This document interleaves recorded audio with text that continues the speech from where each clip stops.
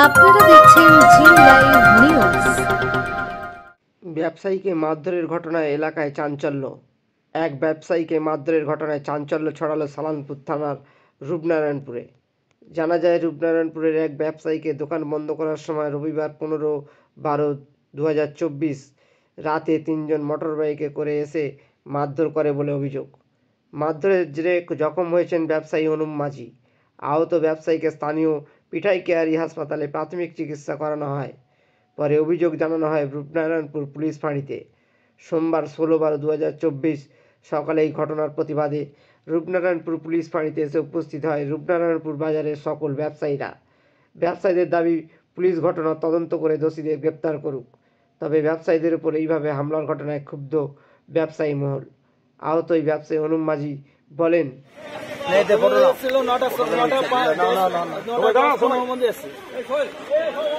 এসে ও আমাকে গ্লাস নিল, দুটো সিগারেট নিল, 15 টাকা পেমেন্ট করলো।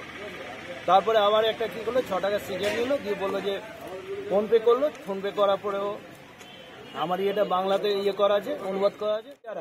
তো আমি এই কথাটা শুধু বলে, এই क्या बोला रे, হ্যাঁ বলতে क्या हुआ, बोलने से क्या हुआ, हमें गाली काहे दे रहा है। बस ওইটুকু কথা বলা বলি করে একটু বচাসা হলো, বাস চলে গেল। আর রুকো দেখ রে, ঠিক হ্যাঁ। ও বলছে আমি লোকাল কা হ্যাঁ আর রুকো। হ্যাঁ ঠিক, আমরা 9টা 10টা 10-15 সময় যখন এদিকে তালা লাগিয়ে সামনে লাগাতে যাচ্ছে, ও সাইড দিয়ে পিছন দিয়ে এসে মারলো। গাড়িটা দূরে দাঁড় করানো ছিল, দৌড়ে নামবার সময় পড়েছে, আবার দৌড়ে যখন যাচ্ছে, দৌড়ে গাড়ি চেপে বেরিয়ে গেল ওই ইয়ের দিকে, আল্লাহর দিকে। মারধর ওই রাত্রেবেলা তালা বন্ধ করার সময়, দোকান যখন তালা লাগাচ্ছে, 3 জন ছিল। প্রথম যারা এসছে তখন 2 জন ছিল, পরে যখন আসে 3 জন। হাতে কোনো দেখা যাচ্ছে না, কিন্তু কিছু ছিল হাতে, আংটি বা কিছু ওই দিয়ে আঘাত করে। দুখানে স্টিজে তো এসে নামলো, গাড়ি থেকে দৌড়ে এসে নামলো, মেরে দৌড়ে গাড়িতে চেপে গেল। একটা বাইকে এসেছিল, একটা বাইকে 3 জন এসছে। আছে যে এর আগে যে ফোন পে করে গেছে, ফোন পে ইয়েটা বোঝা যাচ্ছে যে হেমব্রম বলে, হেমব্রম আছে, নামটা পাওয়া গেছে।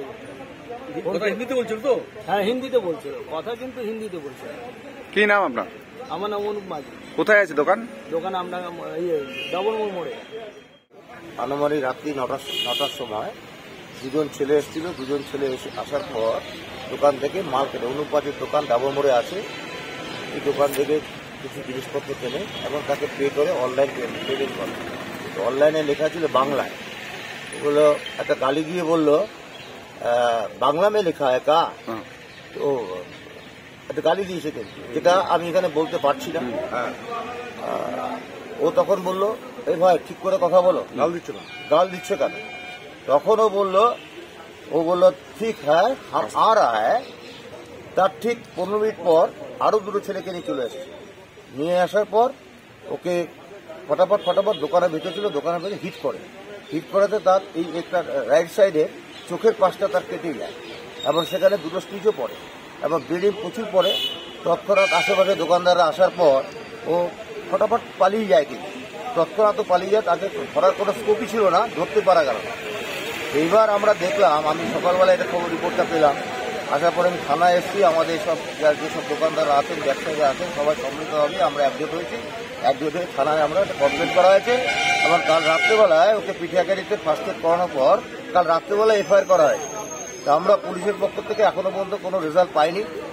আমরা বড়বাবু আসছেন, 8 ঘন্টার মধ্যে টাইম দিয়েছে, উনি আসবেন, উনি কি বলেন দেখেন। আমরা প্রশাসনিক ইয়েতেই আমরা কাজ করব। আমরা কিন্তু সত্যি আমরা মানে এই যে মদ্য মাতাল অবস্থায় যে দোকানদারকে অ্যাটাক করা হচ্ছে, তার জন্য আমরা ধিক্কার জানাই, তীব্র প্রতিবাদ করছি ব্যবসা সমিতি রূপনারায়ণপুর ব্যবসা সমিতির তরফ থেকে। আগামী দিন যাতে এরকম না হয়, তার জন্য একটা প্রশাসনকে পরিশ্রম নিতে হবে। প্রশাসন বা পুলিশ এমন কিছু পারে না যে ইচ্ছা করলে ওরা সব খুঁজে বার করতে পারে, এবং আমার ইমিডিয়েট আমরা অ্যাকশন চাই। যদি অ্যাকশন না নেয়, তাহলে পরবর্তী স্তরে আমরা একটা তীব্র আন্দোলনে যাব। অনুপ যাকে মারা গেছে, অনুপ মাঝি। সে কিসের ব্যবসা করে? সে একটা পানের দোকান, নানা রকম স্টেশনের দোকান, এসব করে, পান সিগারেট যা হোক এসব বেচে। ঠিক আছে।